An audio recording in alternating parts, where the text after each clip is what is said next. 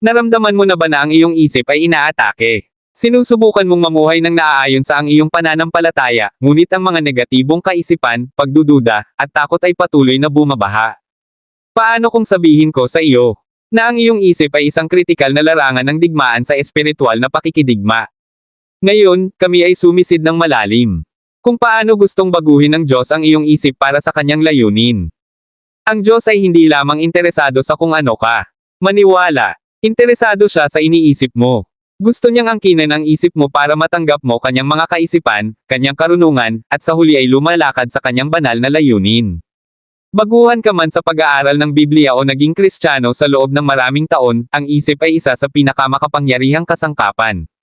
Binigyan tayo ng Diyos, ngunit narito ang katotohanan. Kung paanong ang iyong isip ay maaaring maging isang asset sa Diyos, maaari din pagsasamantalahan ng kaaway. Ang pag-unawa dito ay ang unang hakbang tungo sa tagumpay sa iyong espiritual na buhay. Sinasabi sa atin ng Biblia na tayo ay nasa patuloy na espiritual na labanan, at ito nagsisimula ang labanan sa ating mga isipan. Kung kayang baguhin ng Diyos ang paraan ng pag-iisip mo, magbubukas ka ng bago sukat ng pananampalataya, kailanawan, at lakas sa iyong paglalakad kasama niya. Isa sa pinakamakapangyarihan ng mga aspeto ng iyong paglalakbay bilang Kristiyano ay ang pag-unawa na ang iyong isip ay kailangang mabago. Sa Roma Kapitulo 12 versikulo 2, inutusan tayo na huwag umayon sa mundong ito, ngunit magbago sa pamamagitan ng pagpapanibago ng ating mundo-isip. Bakit ito napakahalaga? Dahil ang iyong isip ay kung saan nauuna ang mga plano at layunin ng Diyos ipinaglihi. Bago ka man lang makapagsagawa ng pananampalataya, kailangan mong isipin ang kalooban ng Diyos sa iyong sarili isip. Ito ang dahilan kung bakit hindi opsyonal ang pag-renew ng iyong isip. Mahalaga ito. Tingnan natin ng maigi sa kung paano ito gumagana. Isipin ang iyong isip bilang isang larangan. Ang mga buto ay itinatanim doon sa lahat ng oras, ang iba sa Diyos, ang iba sa kaaway. Nais ng Diyos na magtanim ng mga binhi ng layunin, pananampalataya, at banal na paghahayag. Ngunit kung ang lupa ng iyong isip ay hindi handa, ang mga binhing iyon ay hindi tatubo. Kaya lang nais ng Diyos na angkinin ang iyong isip upang buhayin ito upang maisip mo ang kanyang mga iniisip. Gusto niya direktang ipadala ang kanyang karunungan sa iyong isipan. Ang Biblia ay madalas na nagsasalita tungkol sa kahalagahan ng pagbabantay sa isip. Sa Filipos Kapitulo 4 versikulo 7, sinasabi nito na ang kapayapaan ng Diyos, na higit sa lahat pagkaunawa, ay mag-iingat sa inyong mga puso at pag-iisip kay Kristo Jesus. Bakit napaka-focus ng Diyos sa isip? Dahil ito ang sentro ng kontrol ng iyong pananampalataya. Kung ang iyong isip ay nakahanay sa kalooban ng Diyos, maaari kang kumilos ng may pananampalataya at makita ang pagbabago sa bawat bahagi ng iyong buhay. Ngunit narito kung saan nagiging hamon ang mga bagay. Kung paanong gusto ng Diyos na impluwensyahan ang iyong isip, gayon din ang kalaban. Alam ng dyablo na kung kaya niyang kontrolin ang iyong mga iniisip, makokontrol niya ang iyong buhay.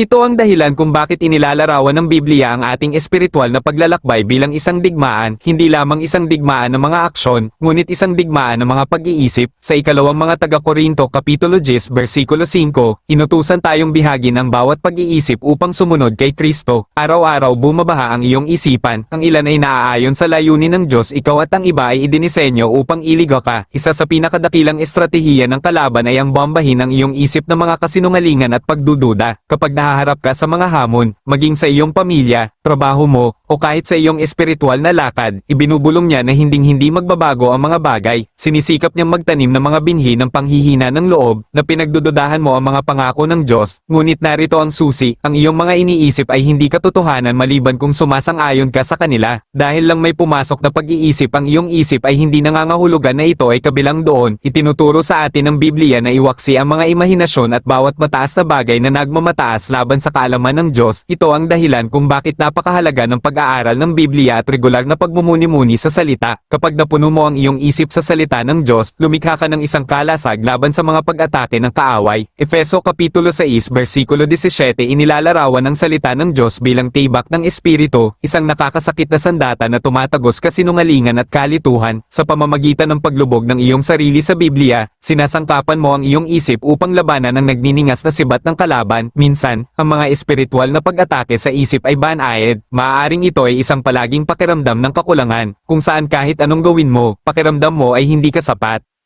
O maaaring may pag-aalinlangan. Ito ay hindi nagkataon lamang. Ito ay mga senyales na ang iyong isip ay inaatake, ngunit mayroong mabuti balita. Nagbibigay ang Biblia ng malinaw na mga estratehiya para labanan ang mga pag-ataking ito at mabawi ang iyong isip para sa layunin ng Diyos. Una, kilalanin na ang mga pag-atake na ito ay sinadya upang sirain ang iyong pangunawa. Kung sinimulan mong isipin na ang iyong mga kabiguan, hamon, o kahinaan ay mas malaki kaysa sa biyaya ng Diyos, ang kaaway ay nakakakuha ng hawakan sa iyong isip. Gayunpaman, sinasabi sa atin ng Efeso Kapitulo 4 versikulo 27. Huwag bigyan ng tauntungan ang dyablo. Ang iyong isip ay isang mahalagang espasyo, at dapat mong bantayan ito ng masigasig. Ito ay kung saan espiritual. Pumapasok ang disiplina. Kung seryoso kang lumago sa iyong pananampalataya, kailangan mo bumuo ng isang malakas na pagtatanggol sa kaisipan. Isa sa mga pinaka-epektibong diskarte ay ang makisali sa espiritual na pakikidigma sa pamamagitan ng panalangin. Hinihimok tayo ng Filipos Kapitulo 4 versikulo 6 na manalangin tungkol sa lahat ng bagay. Panalangin hindi lamang nag-aanyaya sa Diyos sa iyong sitwasyon, ngunit nagpapalakas din ng iyong isip, na nagbibigay daan sa iyo makilala ang pagitan ng katotohanan ng salita ng Diyos at ng kasinungalingan ng kaaway. Kapag nananalangin ka, kaya ng Diyos ilabas ka sa kahon ng iyong kasalukuyang mga limitasyon at ipakita sa iyo ang isang pangitain kung ano ang posible sa Kanya. Sa puntong ito, maaaring nagtataka kayo, ano ang gagawin ko kung hindi ko nakikita ang pagbabagong gusto ko? Paano ko maisasaayos ang aking mga iniisip sa layunin ng Diyos kung ang lahat sa paligid parang iba ang sinasabi ko? Dito pumapasok ang pananampalataya. Ang Hebreo 11 ay tumutukoy sa pananampalataya bilang ang sangkap ng mga bagay na inaasahan, ang katibayan ng mga bagay na hindi nakikita.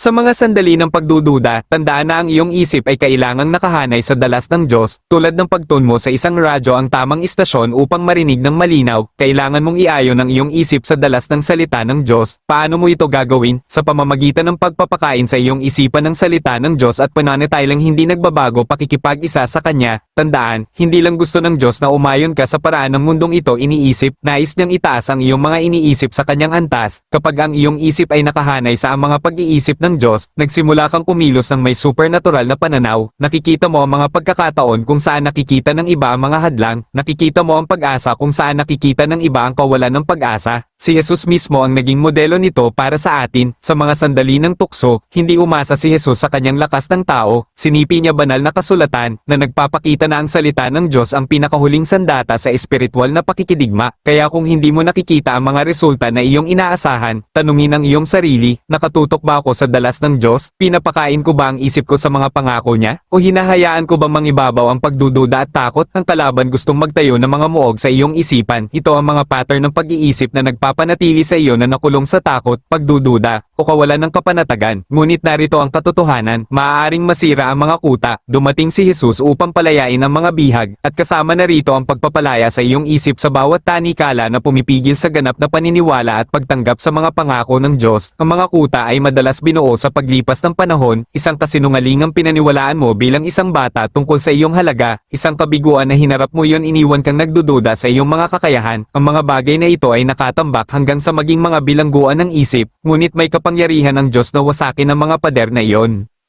Ang ikalawang Korinto Kapitulo 10 versikulo 4 ay nagpapaalala sa atin na ang mga sandata ng aming pakikidigma ay hindi makalaman, ngunit makapangyarihan sa pamamagitan ng Diyos sa pagbagsak ng mga kuta.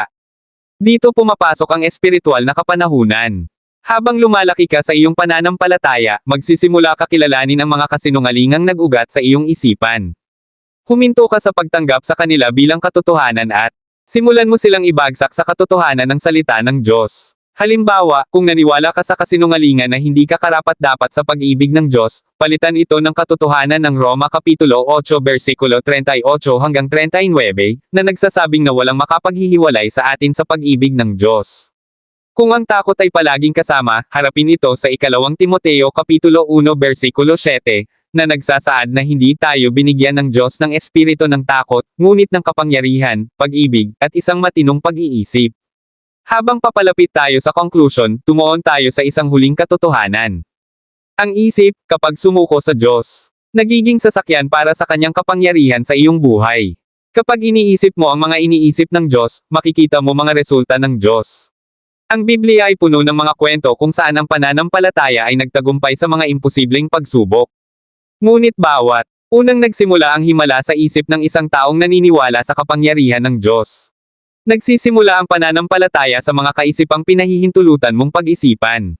Ang Isaias Kapitulo 55 versikulo 9 ay nagpapaalala sa atin na ang mga kaisipan ng Diyos ay mas mataas kaysa sa ating mga iniisip at ang kanyang mga paraan ay mas mataas kaysa sa ating mga paraan. Kaya kung gusto nating mabuhay sa buhay ng tagumpay, kailangan nating itaas ang ating pag-iisip. Kailangan nating tanggihan ang mga kasinungalingan ng kaaway at punuin ang ating isipan ng katotohanan ng salita ng Diyos. Ito ay kung paano namin nanalo sa labanan ng isip sa pamamagitan ng banihag ang bawat pag-iisip at ginagawa itong masunurin kay Kristo. Kaya, saan ka pupunta mula dito? Oras na para isuko ng buo ang iyong isip sa Diyos. Ngayon ang araw para makalaya sa bawat isa. Mental stronghold na pumipigil sa iyo. Kung ang mensaheng ito ay tumutugon sa iyo, kumuha ng sandali upang magmuni-muni. Anong mga kaisipan ang pinahintulutan mong mangibabaw sa iyong isipan? Naaayon ba sila sa salita ng Diyos? O nakatira ka ba sa isang kulungan ng pag-iisip na itinayo kasinungalingan?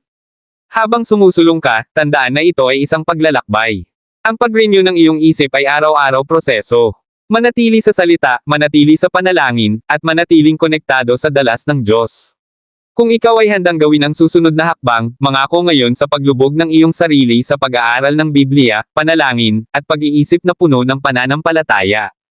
At kung nakita mong kapaki-pakinabang ang mensaheng ito, huwag kalimutang mag-like, magkomento, at mag-subscribe para sa higit pang nilalaman na tutulong sa iyong lumago sa iyong paglalakad kasama si Kristo, mayroon ang Diyos. Magagandang plano para sa iyong buhay, ngunit ang lahat ay nagsisimula sa paraan ng pag-iisip mo. Hayaan mong baguhin niya ang iyong isip, at makikita mo ang pagbabago sa bawat iba pang bahagi ng iyong buhay.